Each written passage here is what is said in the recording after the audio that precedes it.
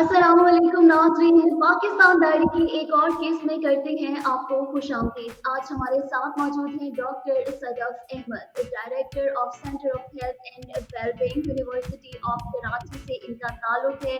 Pioneer है psychophysiology in Pakistan.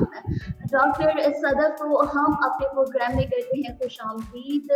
और doctor Sadaf से आज हम बात करेंगे मेंटल हेल्थ से रिलेटेड इश्यूज पे। पाकिस्तान में अनफॉर्चुनेटली मेंटल हेल्थ को बहुत ज़्यादा अहमियत नहीं दी जाती, लेकिन अब हम डॉक्टर सदफ के साथ वीकली एक सेशन रखेंगे जिसमें हम मेंटल हेल्थ से रिलेटेड डिफरेंट इश्यूज पर बात करेंगे। आज हम डॉक्टर सदफ से जानेंगे कि वो साइकोसोमेटिक पेन्स के हवाले से बात करें और आगाही दें हमारे व्यूअर्स को कि बेसिकली ये क्या होता है। Assalamualaikum everyone. Thank you Sophia for taking me in. Psychosomatic की जहां तक बात की जाए तो पहले तो मैं थोड़ा सा ये बता देती हूँ कि साइकोसोमेटिक जो वर्ड है या डिसऑर्डर्स हैं, हम चाहे साइकोसोमेटिक पेन की बात करें या हम उसको डिस्कम्फर्ट कह लें, ये होता है माइंड बॉडी कनेक्शंस। जैसे कि आपने वर्ड यूज किया साइकोफिजियोलॉजी, तो मेरा जो मेजर कंसर्न ऑफ वर्क है वो साइकोफिजियोलॉजी है कि माइंड बॉडी डिसऑर्डर, जहाँ पे आपका माइंड डिस्टर्ब हो तो आपकी बॉडी खुद बहुत सारे ऐसे फिजिकल सिम्टम्स देना शुरू कर देती है, जिससे आप फिजिकली जो है वो बहुत ज्यादा सिक महसूस करते हैं, बीमार महसूस करते हैं, डिस्कम्फर्ट महसूस करते हैं। बहुत सारी ऐसी चीजें हो सकती हैं जो आपके माइंड को बॉदर कर रही हैं और वो आपकी बॉडी की एलिमेंट्स बन जाती हैं। फॉर एग्जाम्पल स्ट्रेस है, सबसे कॉमन चीज जो है वो डेली स्ट्रेस है। देखिए स्ट्रेस बॉडी के लिए और दिमाग के लिए अच्छा भी होता है। जब हमें डेडलाइंस की फिक्र हो, जब हमें काम करने की फिक्र हो, जब हमें रोड क्रॉस करने के लिए भागना पड़े, तो ये तो स्ट्रेस अच्छा स्ट्रेस होता है। लेकिन जब स्ट्रेस मुसलसल आपके साथ रहे तो वो आपकी इमोशनल डिसरेगुलेशन करता है, इमोशनल पेन में लेके जाता है आपको, आपके मेंटल हेल्थ इश्यूज कॉज करता है। डिपेंडिंग ऑन के कितना ऑनसेट है, कितनी बार है, कितनी सिवियरिटी है। लेकिन साइकोसोमेटिक डिस्कम्फर्ट वो पेन या वो चीजें हैं, और इससे बहुत ही, अगर मैं कहूँ लोगों को बताना चाहूँ कि आप खुद भी कैसे पहचान सकते हैं कि साइकोसोमेटिक पेन या साइकोलॉजिकल फैक्टर्स जो कि सिग्निफिकेंट रोल प्ले करते हैं आपकी फिजिकल हेल्थ को डिस्टर्ब करने में या कोई भी डिजीज कॉज करने में, चाहे वो डायबिटीज हो, चाहे वो हार्ट प्रॉब्लम्स हो, चाहे वो अल्सर्स हो, ये सारे प्रॉब्लम्स कहीं ना कहीं रूटेड है हमारे माइंड और बॉडी कनेक्शन से। और this is where the psychosomatic disorders originated from, where they are originated, वहां से निकलते हैं। तो जैसे कि मैं आपको बता दूं, जो आपकी डाइजेस्टिव सिस्टम है, यानी आपके खाने का निजाम है, और ये पूरा, इसमें अगर आपको एब्डोमिनल पेन हो रहा है, आपको डिस्कम्फर्ट हो रहा है खाना खाने से पहले, खाना खाने के बाद आपको एसिडिटी हो रही है, कॉन्स्टिपेशन हो रही है, ब्लोटिंग है, वॉमिट लाइक फीलिंग है, नोजिया है, ये सब सिम्टम्स हैं कहीं ना कहीं के स्ट्रेस या इमोशनल डिसरेगुलेशन रूटेड है in the mind and it is disturbing your physical system. इसके अलावा अगर सांस की बात करें, सांस जल्दी जल्दी आ रहा है, शॉर्टनेस ऑफ ब्रेथ हो रही है, आपको घुटन हो रही है, आपको चोकिंग फील हो रही है, आपको बहुत ज्यादा जो है वो भारीपन महसूस हो रहा है सांस लेने में, ये भी रेस्पिरेटरी सिम्टम्स कहलाते हैं, जो कि इन चीजों की वजह से हो सकते हैं। कार्डियोवेस्कुलर सिम्टम है जिसमें आपके हार्ट रेट बढ़ जाना, बहुत दिल तेजी से धड़क रहा है या दिल स्लो धड़क रहा है, चेस्ट पेन होना, चेस्ट डिस्कम्फर्ट होना, या ब्लड प्रेशर रेगुलेशन आउट हो जाना, या तो बहुत लो हो रहा है या हाई हो रहा है, नॉर्मली हाई बीपी इंक्रीज हो जाता है। इसके अलावा न्यूरोलॉजिकल सिम्टम्स भी होते हैं, आपको सर दर्द ज्यादा रह रहा है, फ्रीक्वेंसी बढ़ गई, आपके माइग्रेन्स की फ्रीक्वेंसी बढ़ गई, आपको चक्कर आते रहते हैं हर वक्त, आप बिल्कुल फोकस होके कोई चीज नहीं सोच सकते, आपकी डिसीजन मेकिंग जो है वो आउट हो रही है, आपको हर वक्त ऐसा लगता है कि you are numb and you are lost और you are about to faint, आप गिर जाएंगे, या आपको वीकनेस सी फील हो रही है और ब्रेन आपका शट डाउन हो रहा है। मस्क्यूलोस्केलेटल सिस्टम में भी ऐसे होता है, मसल्स, जितने ये मसल्स हैं, हम तभी जब जितनी भी एक्सरसाइजेस बताते हैं वो जरूर बताते हैं कि मसल को कैसे रिलैक्स किया जाए। मसल्स आपके टेंस रहते हैं, हम कॉन्शियसली और अनकॉन्शियसली मसल्स को टेंस करते हैं, जिसकी वजह से मसल में कंटिन्यूअसली पेन रहता है, थकावट रहती है, ज्वाइंट पेन, ज्वाइंट जो है वो बहुत ज्यादा स्टिफ रहते हैं। तो ये सारी चीजें, इसके अलावा स्किन प्रॉब्लम्स हैं, स्किन रैशेस हैं, इचिंग है, बहुत सारी खवातीन को और बहुत सारे मर्द हजरात को जेनिटो यूरिनरी प्रॉब्लम्स भी होती हैं, जिसमें पेल्विक पेन है, बॉडी के लोअर हिस्से में पेल्विस में पेन होना, यूरिनेशन के दौरान पेन होना, सेक्सुअली डिसफंक्शनिंग जो होती है, सेक्सुअल डिसफंक्शनिंग वो हो जाना। इसके अलावा सबसे बड़ा मार्कर है स्लीप डिस्टर्बेंसेस। या तो आप बहुत ज्यादा सोने लगे लेकिन वो नींद भी आपको पूरी थकावट को दूर ना कर सके, आपको बेख्वाबी हो रही है, या इंसोम्निया है यानी कि बिल्कुल नींद नहीं आ रही, या नींद कम आ रही है, या स्लीप पैटर्न डिस्टर्ब है, हेल्दी स्लीप पैटर्न नहीं है। तो ये सारे वो सिम्टम्स हैं जो कि psychosomatic disorder which actually lie here is actually impacting your physical health. अच्छा, इसके बहुत सारे कॉजेज हो सकते हैं। जैसे मैंने स्ट्रेस कहा, स्ट्रेस तो एक कॉज है। स्ट्रेस बहुत सारी तरह का हो सकता है। न्यूट्रिशनल स्ट्रेस हो सकता है, आप खाना बैलेंस डाइट नहीं ले रहे, विटामिन बी की कमी है, कुछ विटामिन की कमी है, कुछ ऑक्सीडेटिव स्ट्रेस होता है जिसमें हम ऐसे केमिकल्स या ऐसी दवाएं ज्यादा यूज कर रहे हैं जो हमारी बॉडी को स्ट्रेस दे रही है। साइकोलॉजिकल स्ट्रेस हो सकता है, लोग आपके लिए बहुत बड़ा स्ट्रेस होते हैं, हमारा माहौल हमारे लिए स्ट्रेसर हो सकता है, पढ़ाई का स्ट्रेस है, वर्क का स्ट्रेस है। Then there are certain other problems, जैसे ट्रॉमा है। ट्रॉमा किसी भी चीज का हो सकता है, जैसे मैन मेड डिजास्टर है हमारे यहाँ कि वायलेंस हो रहा है, या हमारे यहाँ कोई छीना झपटी हो रही है, कोई ऐसा क्राइम सीन हो रहा है जिससे आपका ट्रॉमा है कि आप इफेक्टेड थे और अब आपको वो बार बार याद आता है, या जो ऐसे डिजास्टर जैसे जलजिला जदगान थे वो इफेक्टेड थे उन जगहों से, सैलाब जदगान थे वो इफेक्टेड थे उन जगहों से, या डेथ ऑफ लव वन, या डिवोर्स जैसा कोई एक मेजर इंसिडेंट लाइफ में। ये सारी चीजें ट्रॉमा है, और ट्रॉमा एक्चुअली जो है वो फिजिकल पेन कॉज करता है। जैसे मैं एग्जाम्पल दे दूं, एक रिसर्च ये कहती है कि जो रेप विक्टिम्स हैं उनका ट्रॉमा जो है वो उनको एग्जैक्टली वही पेन फील करवाता है 10 साल बाद भी, जो एग्जैक्टली उस टाइम उन्होंने फील किया था। तो ये वो सारी चीजें हैं जो साइकोसोमेटिक को लिंक कर रही हैं। Then there are so many other things, जैसे सोशल एनवायरमेंट है। मैं कहती हूँ कि हमारे यहाँ, हमारे कल्चर में, हमारी सोसाइटी में people are more stress because of people other than any other factor. जी नाज़रीन, डॉक्टर सदफ हमारे साथ हैं। डॉक्टर सदफ इस वक्त बात कर रही है साइकोसोमेटिक डिसऑर्डर पर कि ये क्या है, बहुत अहम टॉपिक है। और ब्रेक के बाद हम यहाँ से ही अपनी गुफ्तगू का सिलसिला जो है वो जोड़ेंगे। हमारे साथ रहिएगा।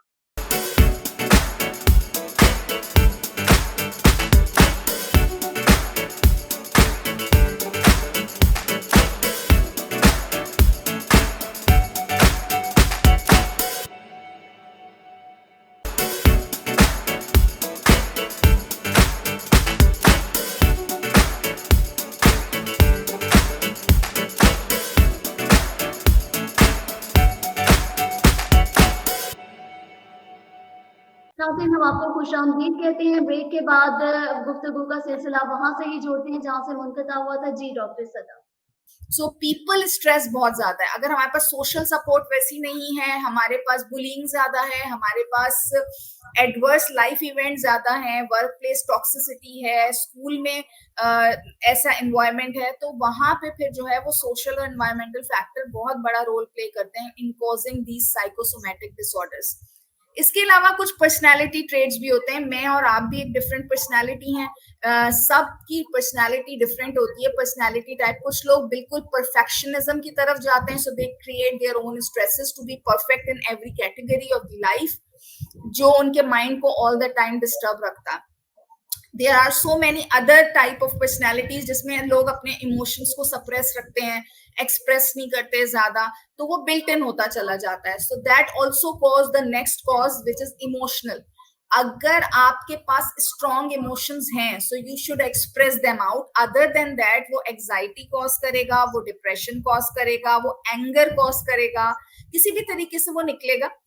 ग्रीफ है तो वो फिर फिजिकल सिम्टम्स की तरफ लीड करता है। जैसे मैंने अभी बताया कि किसी को स्ट्रेस से, इमोशनल डिसरेगुलेशन से उनको डायरिया हो जाता है, किसी को जो है वो भूख लगना बंद हो जाती है, किसी को बहुत ज्यादा भूख लगने लगती है।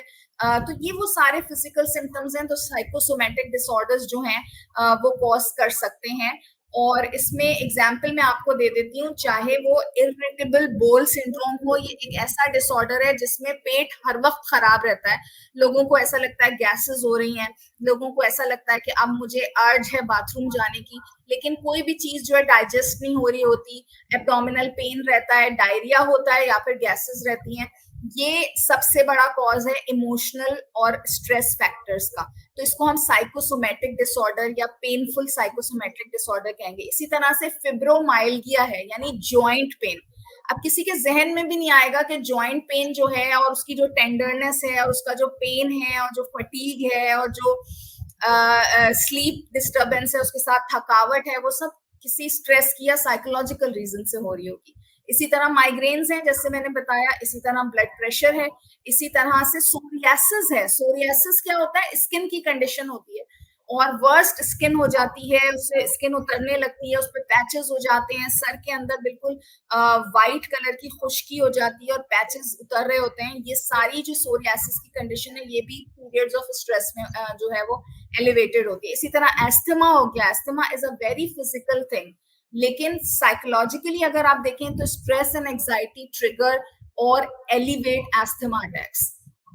इसी तरीके से क्रोनिक फटीग सिंड्रोम है, लोग हमेशा थके रहते हैं, मेडिकली कुछ समझ नहीं आता कि उनकी क्या रीजन है, एक्सट्रीम फटीग रहती है, कभी कभी तो they can not come out of the bed.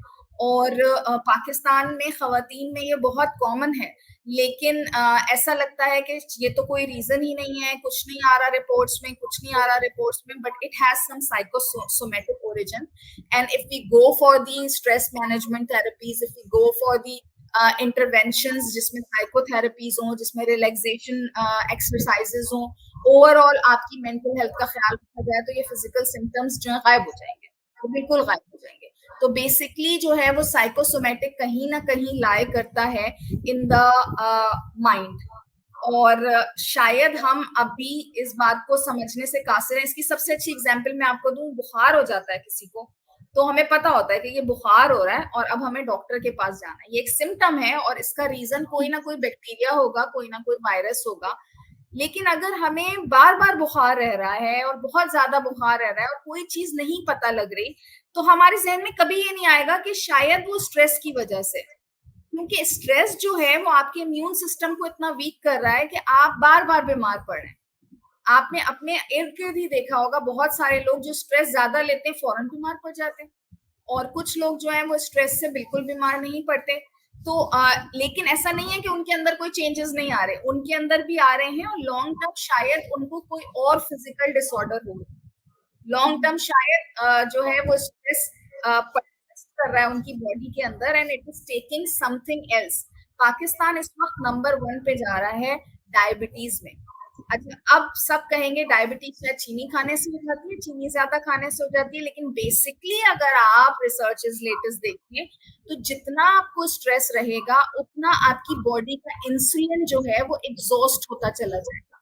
जब बॉडी का इंसुलिन एग्जॉस्ट होगा तो जो इंसुलिन 60 या 70 साल के लिए आपकी बॉडी में रिलीज होना था, वो शायद 30 या 40 साल में एग्जॉस्ट होके खत्म हो जाएगा।